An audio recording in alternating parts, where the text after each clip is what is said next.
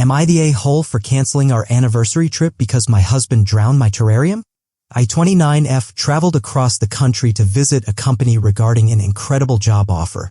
I spent 2 days touring the company to decide if it would be the right fit for me after years of self-employment. After meeting with the company, I visited my sister, 32F, and her family a few towns over. We barely get to see each other because of work and distance, so it was wonderful to spend a few days with her, the family, and her new baby. I was gone for a total of 8 days. When I returned home, I was excited to spend time with my husband, 33M, and tell him about the trip, my visit with my sister, my impression of the city, etc. We were meant to be celebrating our anniversary and decided to put off the discussion about whether or not I should accept the job offer until after our anniversary getaway.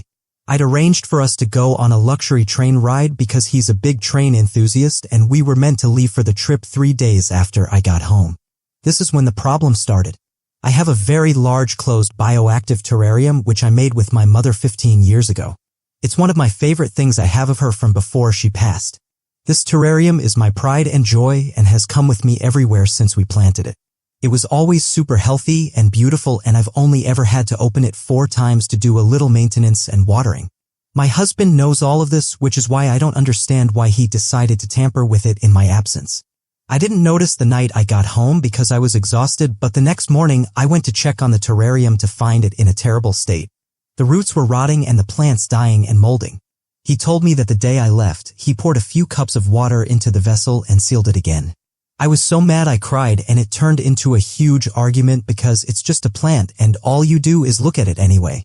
He called me ungrateful and overdramatic, and that I should appreciate that his intention was to help me and that he didn't ask because he didn't want to bother me on my trip.